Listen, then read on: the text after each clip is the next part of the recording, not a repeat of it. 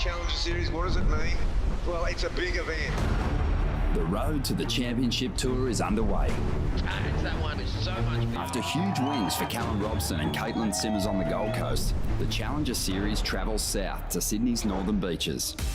Wow. For years, Manly has been a staple on the road to qualification. But this year will be crucial as relegated surfers fight to get back on the championship tour. Is it all you could ask for? For others, it's a chance to prove they are worthy of a coveted spot among the world's best. Wow. Challenger Series stop number 2 is on. It's a huge international event, and we have seen the best of the best. Welcome to the GWM Sydney Surf Pro presented by Rip Curl. Nothing left to lose now. Everything to prove now. Long as I'm alive, I'ma fight back. My fire never cools down. I'm about to catch fire. Yeah, I'm about to catch fire. Get ready for the new me. Get ready for the new me. Try to hold me down and I go higher. Try to put me out and I go wilder. I'm a fighter, a survivor. Stand back while I catch fire. We're up early for the Dawn Patrol for the GWM Sydney Surf Pro presented by Rip Curl. The rivals have hit the beach and are preparing for day 1 of the Challengers Series. Stop number 2 here on the schedule. Hedgie's in the house, and we got a boatload of coaches as well in tow. It is setting up for an exciting week here on the beaches of Manly, and a beautiful sunrise greeted us this morning. Good morning to everyone. I'm Kaipo Guerrero, joined by Shannon Hughes and the 78 world champ, Wayne Rabbit Bartholomew. And Rab, I'm going to start off with you. We got a lot going on this week. We're going to have stop number 2 for the Challenger Series, and we're going to have stop number 1 for the WSL Longboard Tour. Well, yeah, good morning, Kaipo. Good morning, Shannon. And good morning, everyone. Yeah, it's going to be a big week at Manly. Manly's got a rich tapestry of history going all the way back to the 1960s, and it's good to see pro surfing back on these shores. Yeah, and Shannon, you must be excited to see longboarding kick off for the first stop in 2022. Oh, it's so exciting that longboarding's been included here at Manly, especially some of those smaller days. We've got some really good contestable conditions where surfers can get some great nose rides. They can get some great rail work in the mix as well. And it's exciting to know that the World Longboard Tour is kicking off. We got 3 events on the calendar this year. It's great. Yeah. Well, let's find out what exactly the call is happening. I'm going to throw it down to Stace for that call. Morning, Kaipo. Morning, Shannon. Morning, Bugs. Will from Tours and Competition. What are we up to this morning? Well, it's a beautiful morning in Manly Beach, so stoked to be here. We actually don't have too much in the way of waves at the moment, so we're going to go on hold. And a rough plan for the afternoon? Yeah, so high tide's at 9, so we're going to come back and have another look at 10 a.m. And we think an hour after the tide we'll get a pretty good look of if there's any swell underneath this tide we've got, and plan on running some heats. You know, we've got a big week ahead, and we had a really good day of longboard surfing yesterday, and maybe we'll see some longboards or Challenger action this afternoon. Depends what we see when we get here. It's certainly a beautiful morning, and it's going to be a beautiful day, so we're looking forward to it. Well, there you go for the call, and it looks like we're going to be on a little bit of hold. We're going to wait for the tide to go out just a little bit more, have those banks a little more exposed, and see if we get on with competition today. I know that we're super motivated to do so, Shannon. At this being stop number 2 of the Challenger Series, let's take a look at that schedule for the full year on the Challenger Series. We already had a great event over on the Gold Coast. Now we're back in Sydney. From there, Balido. It's Huntington Beach, Portugal, France. We included Saquarema this year, and then we finish on Haleiwa. Your favorite are these? Oh, it's just, there's so many good waves. I love that there's a variety of types of waves. There's some reef breaks, there's some beach breaks. I love that it's finishing off once again in Hawaii, in those proving grounds for surfing, and hopefully some big solid conditions. But it's going to be a good run throughout, and I think it's really going to test those surfers in their well-roundedness as competitors. Yeah, and a reminder, how it works is we have those 10 events, but then we take the top 5 finishes in that Challenger Series. Those top 5 finishes is going to be your ranking or your overall scoreline on the leaderboard at the end of the year. At the end of Haleiwa, we take the top 10 men and the top 5 women. But, Bugs, there is a little conversation because we have a guy like Callum Robson, and we will have double qualifiers in effect. So if Callum ends up in that top 10 at the end of the year, lucky number 11 will get into the championship tour. Yeah, and that's a bit of a safeguard, really. Nice little buffer for those that are really trying to, go up ascend up the WSL pathway. And for someone like Callum, it's great. He's got that luxury of having already qualified for 2023, and he can sort of pick and choose his events. I'm not sure about his commitment, whether he's going to go on all of them, but he's had an awesome start. Yeah, well, we also have the start of the WSL Longboard Tour here in Manly, Shannon, and that is something we can take a look at right now, as day 1 of competition already occurred yesterday. Yeah, we already got day 1 underway. We saw rounds 1, 2, and 3 for both men and women run through, so we're now into those head-on-head matchups into round 4. Coniella Stewart there getting some great nose rides, Jepson Silva. We got a full international field here, battling it out to win that world title. Harrison Roach, he was right there. So close to winning his first world title last year. He's going to be so keen for it. Chloe Calmon as well, out of Brazil. She's been in that runner-up position to a world title for many years. We've got newer, younger surfers to the World Longboard Tour as well, like Sophia Collane, who's just coming out in that youth and really bringing a challenge to some of those veterans on the World Longboard Tour. And it's going to be an exciting week to see that kick off, knowing that there's 3 events this year to crown the world title. Yeah, 3 events. That's going to be a part of an exciting week that we have here. We're going to have more coming up right after this break as we take a dive into the Men's Challenger Series. Stick with us here on the Dawn Patrol.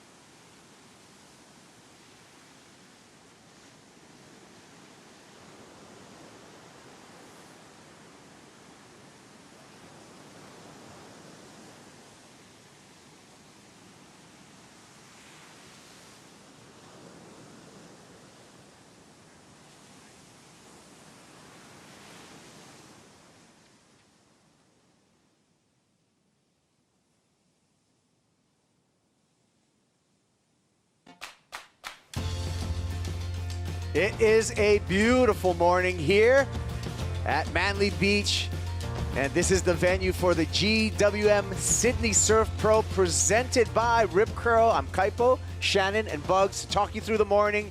And Bugs, we're going to talk about the Challenger Series for the men's just because I'm really impressed with this new crop of professional surfers that we're seeing that are all vying to graduate to that championship tour. Oh, it's been an amazing. I mean, the Snapper, really presented, the full force of the leading edge of a whole new generation. It was amazing. The talent all the way through, right to the round of 96, was incredible. Yeah, Shannon, take a look at the current rankings right now after stop number 1. Oh, unbelievable. Callum Robson already made that midseason cut, so we'll kind of count him out at the moment. But taking a look at Sheldon Simkis, the local there at Snapper, to get himself up to number 2 on the Challenger Series at the moment. Then we've got some of those standouts from previous years, Maxime Huchenot. We've got Connor Coffin, Leo Fioravanti, all sitting within that top 5 conversation. And then newer names, younger ones coming out of different regions like Nolan Raposa, Dylan Moffitt. Those are going to be some key names to keep an eye on and see if they can keep themselves on that leaderboard. Yeah, well, Callum Robson just cannibalized those 10,000 points. He's not going to need them. But Sheldon Simkis, the local boy from the Goldie, put on a show for the crowd. Second place and 8,000 points. That's a keeper with surfing like this, Bugs. Yeah, Sheldon, look, he's a beautiful surfer. And look, he was the only snapper surfer in the event. And when it got tricky, he knew when to go behind the rock. He knew when to go wide. He knew which ways to get. But I mean, his surfing is right up there with the best of the best out here in this Challenger Series. Yeah, Shannon. Shelly, he had a big cheering squad on the beach. There were so many fans down there to cheer him on. Family members, friends, old school teachers. You got bosses. There's a whole pack there just to support him. It would have been amazing to watch him walk away with a victory, but for him to walk away with a second place with that many points on the line at a 10,000 point level, that was far and away his best result, and we are going to see so much more of it to come from Sheldon. Yeah, and he's got the work done early. He makes a few more quarterfinals, and he could be locked before the final at Haleiwa. We got a lot of math to do, but we'll take a look at that. This event, Manly, we have a rich history of competition here, but more recently, it really was the kickoff this GWM Sydney Surf Pro. And so let's take a look at some of our past champs over here because it's a kickoff to the qualifying series. Now the second in the Challenger Series. Leonardo Fioravanti, our defending champ. But look at the list of names. And these, Rabbit, are some of the guys that have to get it done in small performance surf. Yeah, and there's been some wonderful ones. I remember the one with Adriana and Julian Wilson. That was an incredible one. David Silva. Dion, he used this as his launching pad into the CTs. I mean, it's been a happy hunting ground, but you've got to have your small wave surfing down pat. And, because often it can, somewhere along the line in this waiting period, you're going to be surfing probably 2-foot waves somewhere. Yeah, Shannon, it's quite a different skill set compared to what we saw at Snapper Rocks. Oh, it's so different. You really got to be able to generate your own speed, and that's what it's going to come down to. Amazing to see some of those surfers that you would expect to excel in bigger, heavier conditions that just are so well-rounded that they can really come out on top, like Leo in small, rippable conditions here. I mean, his win back in 2020 against Matt Banting was pretty unbelievable to see the variety that he brought through, the types of conditions he had to deal with. And another thing that obviously comes into conversation here, guys, is the air game, Kaipo. Air game coming into it for sure. Quick reflexes, fast feet. Leo Fioravanti, that's what it's going to take the win here. And the Italian beside himself in 2020. And he's looking in super good form coming off a quarterfinal finish at Snapper Bugs. Leo is looking really strong this year. And, more to the point, small wave surfing to me is an art form, and it's more of a dance. You've got to generate your own speed, and as you said, Shannon, you combine that with the air game, you'll still see some very exciting surfing. Yeah, we got a lot of more exciting surfing coming your way. When we come up next, we're going to talk about the Women's Challenger Series and what we have for the ladies, stop number 2 here at Manly. We'll be back with more of the Dawn Patrol right after this.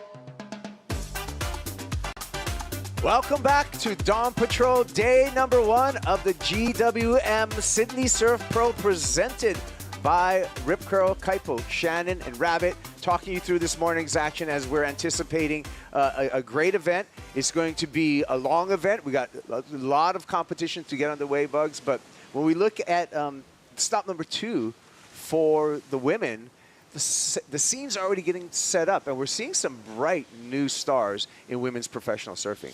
Oh, well, we saw, last week's final was unbelievable. 2 young girls coming through that are seriously going to, take the world by storm. And the depth again in women's surfing, it just shone through at the Challenger Series. Yeah, it was really incredible to see both Katie and Molly, 16 years old and 19, matched up in the finals, and they took down some of the world's best that have ever been within women's surfing to get themselves to that place. I love when we look at our current rankings right now, how it's a mix of the next generation with BettyLou Sakura Johnson, Molly Picklum, Caitlin Simmers, also with some of the veterans, the legends of women's surfing, Sally Fitzgibbons, Tyler Wright in the mix, as well as Nikki Van Dyke and Malia Manuel. Yeah, it's pretty incredible. Bronte, Gabby, Luana in that conversation as well. These are surfers that have had some great experience. I am just so impressed, though, to see that Caitlin Simmers is currently leading that ranking. It's the way she started off the Challenger Series last year with that win at the U.S. Open, and she's done it again. She's got something, Bugs, that is prodigical. I don't even know if that's a word. I think it is a word. But it's she's got that like John-esque kind of technique when I watch her surfing. Quiet upper body, but is able to swing through maneuvers and seems never to get rattled. Oh, look, Caitlin's got this great feel for the ocean and great feel on a wave. As you said, she's very relaxed in her upper body, but she can just generate speed, and her timing's amazing. She showed her tube riding skills, and her performance in the Boost Mobile Pro was just sensational. Shannon, this is great surfing, and great surfing that this young 16-year-old makes look so easy. She makes it look so easy. Bugs nailed it, just saying that she really has that feel for the ocean, that good sense of it. And I mean, we saw that with this wave, that double barrel on the finish, those cruisy turns. It only came in the 7s, but to me it was the standout wave of the entire women's event. Just seeing her connected in that space, but then to be able to find herself on finals day in very challenging conditions. That was the conversation from so many of those surfers. And for her to rise above, to find really critical sections, to link together some great waves, to get that paddling fitness in that they needed to keep those energy levels up on finals day was unbelievable. And for her to take out a win was really, really great. I love it. Calm in the eye of the storm, but at the same time, that really Grom energy to her. It's amazing. We'll see how she does here at Manly. We got a list of past champions here in Manly, and it's quite a list because we've had some great winners before. Carissa Moore, our defending champ. Look at Nikki Van Dyke. 2 wins, 2018 and 2016, Bugs. Yeah, Nikki's been a standout here. Good to see Laura Enevetter in there too. And of course some of the big names, Carissa, Sally Fitzgibbon, and younger Alyssa. But Nikki, she's been dominant down here in Manly. Yeah, she's just such a strong surfer. I mean, she had a great performance there on the Gold Coast as well, so I'm excited to see her back in form off of injury from the finish of last year's season, and I really could see her going all the way here. Malia Manuel's not in the draw, but I love seeing as well that Malia's made it to the finals here multiple times. She's got the single win in 2017, but went down to Nikki both of those other years. A few of those women that have just found that momentum at a wave like this, a lot of those women as well found that connection at the U.S. Open in California. Can I say Nikki Van Dyke is back, already coming off of a quarterfinal finish. We see right here and snapper with great surfing like that, Bugs. Nikki was really on song and snapper, and she had some fantastic performances. I mean, right throughout the Boost Mobile Pro, I mean, Nikki was just one of the standouts. She could have gone all the way. Yeah, I would not have been surprised to see her in that, semi-final to final matchup, but great, again, to just see her looking healthy, feeling energized, spending time with her friends, just getting herself in that mode again to really attack the Challenger Series this year. And I would not be surprised if she's one of those surfers that we see graduate back onto the championship tour at the end of the year. Yeah, well, that's a great start for her. And when it comes to women, we have a stacked field. We got India Robinson is going to be here. Molly Pickles is going to continue her roll through. BettyLou Sakura Johnson, she wants to get back on the championship tour. She had a taste of it. She's going to want it. And it's just a list goes on and on. International field, Bugs. Yeah, well, we've got this great convergence. We've got all these rising stars in women's surfing, and then you've got, say, tour veterans, those that have fallen off tour, trying to re-establish their place in the hierarchy of women's surfing, and it just makes for a very exciting mix. Yeah, exciting stuff coming up. And in addition to that, we have the WSL Longboard Tour kicking off here at Manly. More on that on the other side of this break. Stick with us for more of our Dawn Patrol show.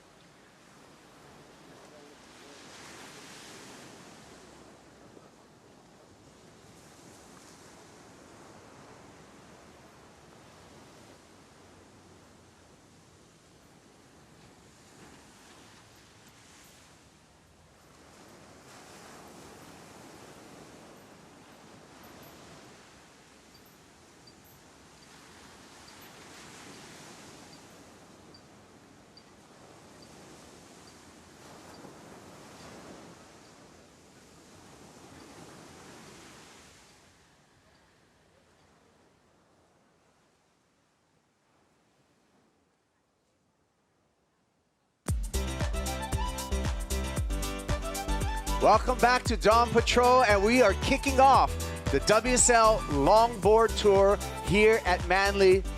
And it's going to be a great start to the three-stop Longboard Tour. Kaipo, Shannon, and Rabbit talk you through this morning show. Shannon, It all begins here for the World Longboard Tour. It's so exciting. I mean, we kicked off competition yesterday. For those of you that didn't get a piece of that, you can follow the scores, figure out who it is that's going to be making that round 4 appearances, possibly later today.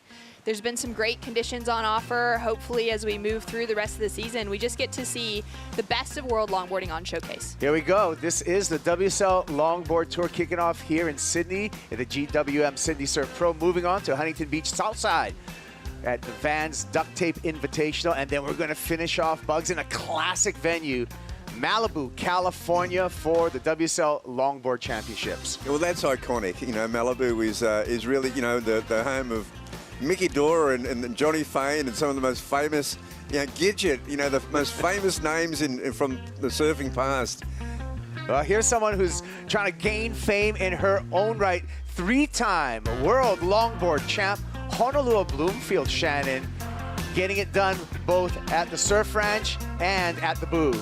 Yeah, she had an incredible run to win that 3rd world title last year. She took out the win at Surf Ranch. She took out a 2nd place, went down to Alice Lemoyne in the finals, but by that stage, she had already won that 3rd world championship, and she's going to be a tough one to beat. She's the woman in these recent years that has won the world titles. Every year that there's been multiple events on the schedule, this is another year that could run in her favor. Yeah, it sure would. And as we look at that schedule and the complexity of that schedule, 5,000 points on offer here, 5,000 in Huntington Beach, but 10,000 points in Malibu. And in that longboard tour, they take the top 2 finishes, Bugs. So we're not going to know until the final event who's going to be world champ. Well, I think it really guarantees that the world champ will be crowned at Malibu, because, you know, even if you won both events here in Huntington Beach, I know it still would be open, I'm sure, but that's an exciting finish. And, you know, there are 3 great locations. I mean, there's fantastic crowds that go down to the Vans event at Huntington. I mean, that's just incredible. Yeah. And, you know, Manly's the same. I mean, the crowd, you know, look, it's such a beautiful way to surf. We got a lot to look forward to, and we're going to sign off here at the Dawn Patrol. But check back with WorldSurfLeague.com, 10 a.m. local time for the call, and if we're going to get underway with competition here.